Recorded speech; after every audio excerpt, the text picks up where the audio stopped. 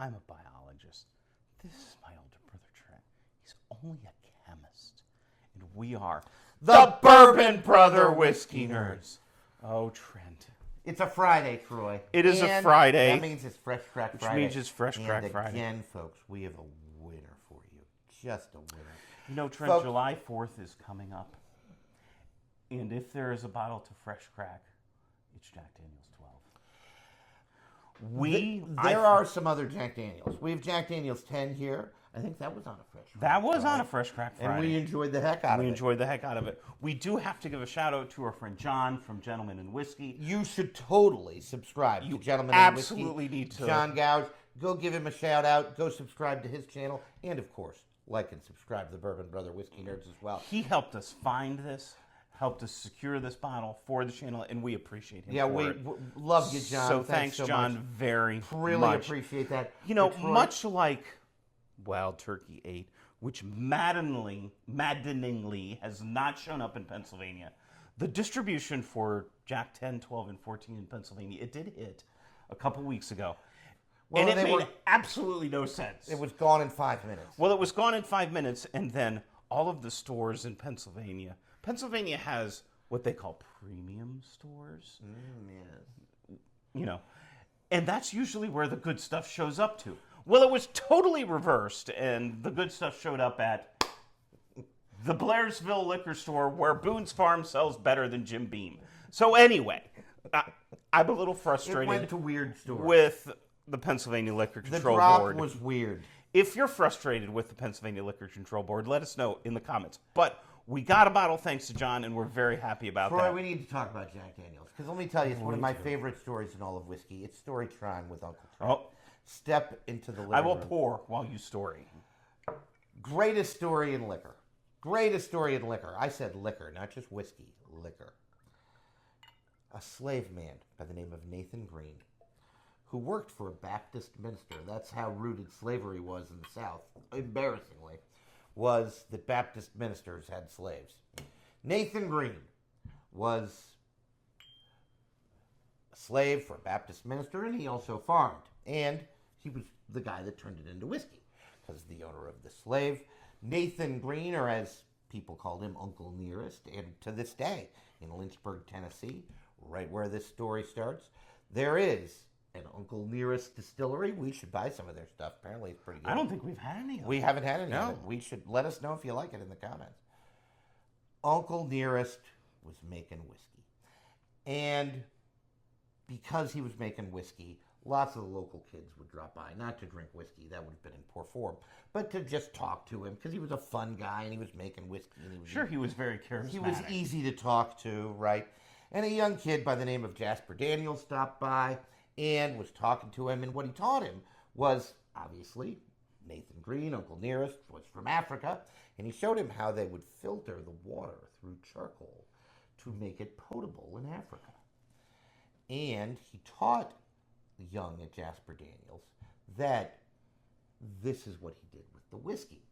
And Jasper was a young kid, got picked on a lot, probably was bullied, and he didn't really like to be called Jasper. He went by his nickname, Jack, as in Jack Daniels.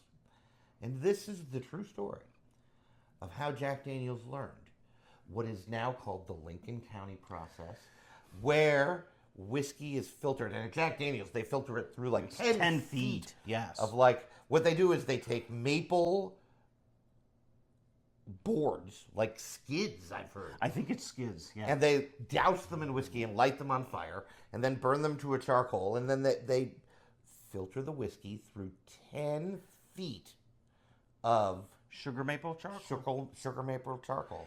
And called the Lincoln County process. Lincoln County process, Lynchburg, Tennessee. Lynchburg, Tennessee. What we need to do is we need to go to Tennessee. I think we need to go to Tennessee and go to Jack Daniels. You know what? We'll take you along. Maybe Uncle Nearest, too, because we'd not hate our time there. In any case, folks, for those of you nerds out there who follow this stuff, this is batch 3.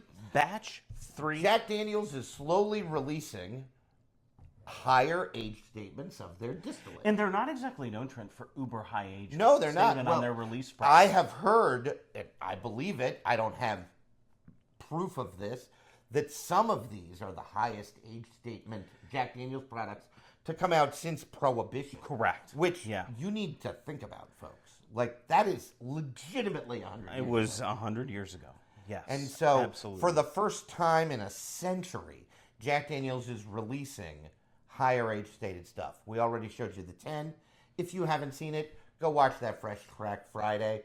Today we're Fresh Crack Fridaying JD12 coming in at 107 proof. That very, very low rye, 85% corn, 8% malt, or 8% rye, the balanced malted barley. We're big, big fans of Jack Daniels here on the channel, and I'm excited to try some JD12. Let's go in for the nose.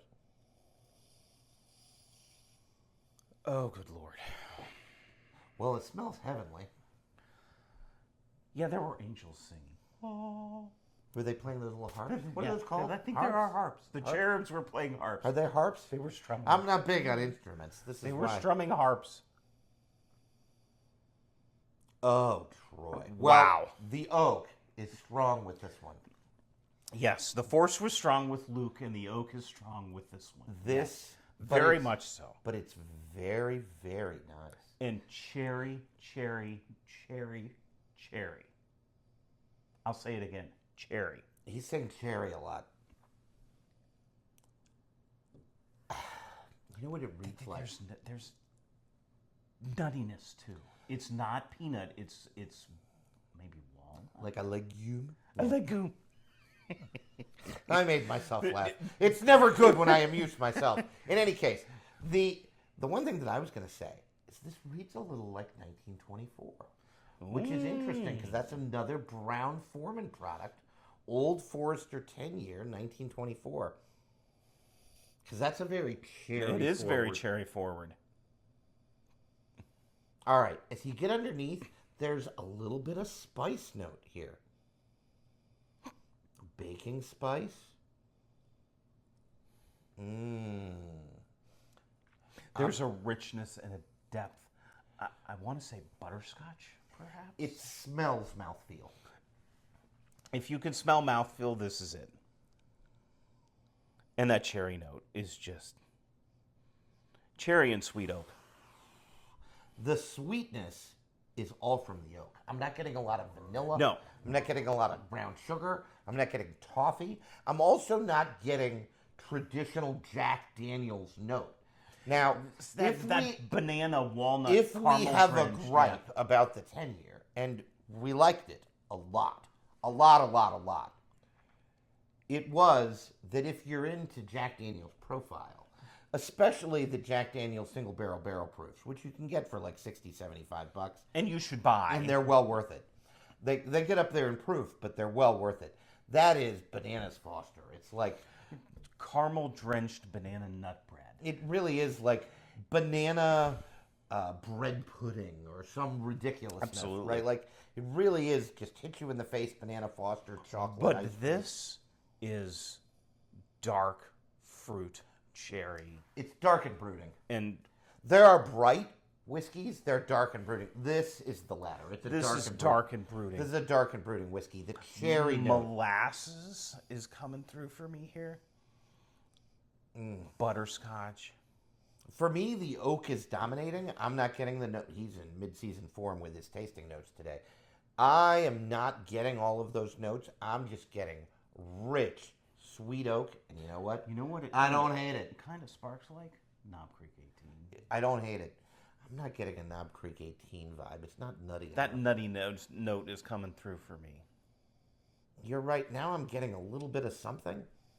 I don't understand this whiskey right away, but I want to drink it.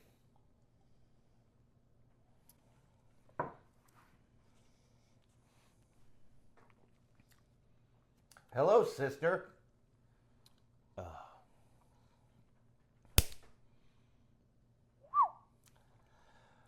Okay, my time. Okay. Troy's called one of his 3 timeouts. 30-second timeout. Troy, I go. have a timeout. Wow. How's that for a timeout? That was a poorly timed. That was a barely. That was. I have to think of words, which at this point in time is difficult. Well, Troy's trying Because to avoid the light. man, oh day, I'm getting there. Man, oh day, is this good? I will say, oh my, the finish on this whiskey. You know what, Trent and I love punch of flavor. And this totally delivers. This totally delivers. I'm not sure there are even tasting notes for it. It's like sweetness. It's sweeter on the palate than it was on the nose. And the nose was really sweet. This is what happens when molasses, butterscotch, maybe. It goes beyond vanilla and brown sugar. I'm gonna need another sip. I'm gonna take another sip because I need a moment. It beautifully mixes. Yeah, I'm sticking to molasses, caramel, maybe caramel, butterscotch, brown sugar. I think it goes beyond brown sugar to toffee caramel. Almost coffee and chocolate. And Yes, coffee and chocolate I can definitely see. Perhaps a touch of earthiness, maybe tobacco, a little bit of leather. it is so aggressive on that first punch of flavor. The sweet oak notes on this. And it mingles. That's the best part about it. Beautiful. It mingles beautifully with that 12 years of oak. the sweet oak notes just It just sing. sings. It's just I would sing if, again, that would not cause us dozens would of viewers. lose us dozens of viewers. Then that's bad for the channel, so I'll relinquish, You know, I'm going to bring it back. I'll sing at a later date. Yeah, that's good because I'm going to pour. Because- Okay, folks. We did not talk about, this is a $95 bottle of whiskey. Well, we paid $105 for it. And MSRP, I think, is around a bill. Yeah, 95. right around there. So we didn't overpay, right? Let's No, not not- count the overpay by $5, Yeah. right? I mean, tax. Right, who Got to cares? pay the man. Right? Yeah. The government's getting their share, come hell or high water. Absolutely. Wow. Okay. I think I like it better than the 10. I was just going to say that I think the extra proof is giving this an edge over helps. the 10. It helps because that's 97. This is 107. Yeah. So the extra proof is definitely giving this a bit of an edge. It is, if you do not like bold and aggressive, oaky Bourbon. Tennessee whiskey. Bourbon. It is bourbon. Don't let anyone tell you it's not. This is probably not for you. But if you want to understand what happens when you let a whiskey age for that 10, 11, 12 years, this is what you get. Well, one of the... now, we need to talk to her because there's room here for a third. I know. And there is a third. There is the first year of Jack Daniel's 14. This is the first year of Jack Daniel's 14. We have a batch 4 10-year, for those of you nerds out there. We have a batch 3 12-year. This is the first year, batch 1 of 14. We are missing a batch 1 14. Now, do you know who could help us out with this? There are a couple of things.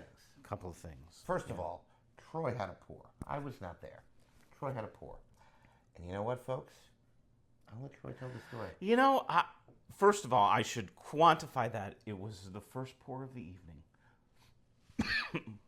Jack Daniel's 14 is 127 and some odd proof. It is barrel strength. Wow. So starting off with that much was a little bit much, but I had it at my brother-in-law's house in Columbus. Oh, the honorary. The honorary Bourbon Brother Whiskey Nerds. Matt, if you're watching, we might need a sample of 14. So that we can blind them. So we can blind them. If you can help us out, you know how to get in touch with us. The Bourbon brother-in-law, honorary whiskey nerd. Yes. He's married to our sister. Just so you know, I'm the oldest. Troy's the middle child. Our younger sister, who lives in Columbus, Ohio, with her husband, is the youngest. He is the honorary whiskey nerd. He's the Bourbon brother-in-law, and he has all 3 of them. He as well, does, and he has Jack Daniel's, which 14. we are sadly missing and needs a place in the lineup on the top shelf behind me.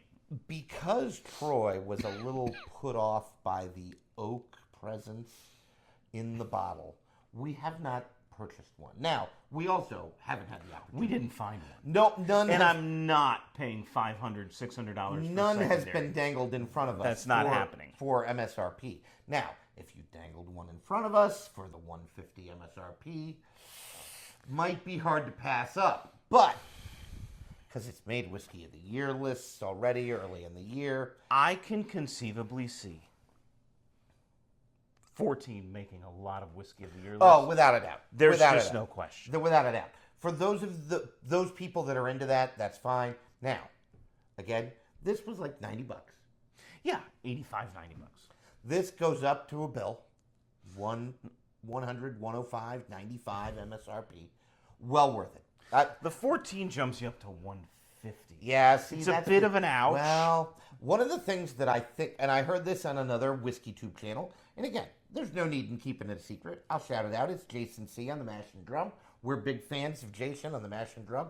You should totally like and subscribe and listen to his channel and like and subscribe to ours. But Jason C. thinks that because the 14 was just released, you might actually see more of these on the shelves. Well, and rumor has it that the 10 might become a shelfer. And the 12 Relatively speaking. The 12 might become like a good bargain. Yeah. Because people are going to want the 14 because it's the new shiny object. Look, a squirrel. Look, squirrel. Right? And the 12 and 10 are maniacally good whiskeys. I will say this. I am not sure the 10 drank to me as, I'm going to put this on Whiskey of the Year. You know what? The 12 might. I think 12 is probably going to make it on the Whiskey It's of the Year. really, really good. And if you want to know, this is a lesson in proof and age and how it impacts Tennessee whiskey bourbon's flavor. That punch of flavor Because- is just to die for. I'm going to say it, Trent. I like the 12 better than the 10. And you like them both more than the 14. And I like them both right now more than the 14, but I need to revisit the 14. So, Matt, Prove help us me wrong. out so we can revisit the 14. Send us a and sample. hook your brother-in-laws up with You're good for it. a couple samples. We are good for it. We will blind them on air. Mm-hmm. Heck, I'll have Matt on the channel. What Oh, about we you? could do a live stream with them. Oh gosh. Oh, gosh, that could be fun. Oh god. He'd cause problems. I know. But that would be fun. But anyway. We've talked enough, folks. Jack Daniels gets a bad name sometimes in whiskey because of Old Number 7 and Gentleman Jack, which are, 80, 86 proof. But you know what they know how to do, Trent? Those, They know how to make frickin' whiskey. those MFers can make whiskey. I'm telling There you is what. not an experienced whiskey drinker out there that does not have mad respect for what Jack Daniels can do. Their rye is delicious. Their bonded offerings are to die for. Both Yeah. I'm running out of JD bonded bourbon That's a because I'm problem. drinking so much. We got to fix that. That's a shelfer for me. The bonded rye is delicious. We already talked about the single barrel strength bourbon. The single barrel strength rye might be better than the bourbon, and the bourbon is delicious. Go buy Jack Daniels. But hey, folks, if you've had JD10, JD12, JD14, let us know what you think in the Absolutely. comments. What's your favorite? Yeah, you let us know. Are we wrong about the oak? Maybe the oak is too much for you on 12. I'll listen to you. Absolutely. I'll listen to you. I'm not going to be mad about it. This is fantastic whiskey. That's what I care about. I don't care. I don't care that they label it Tennessee whiskey, and Troy's right. It's still bourbon. I care that it's good. And let me tell you, this is better than good. It is incandescently delicious. It is so good. I think that's all we have for you folks today. That punch of flavor at the beginning. I know. It's just, it's everything you want in a high-aged Tennessee whiskey It's slash so bourbon. good. So good. So delicious. So good. That's all we have for you. I've pontificated enough. Don't forget to like, share, and subscribe, and let us know what you think in the comments. And drink what you like. Like what you drink, folks. Bye, everybody. Bye now.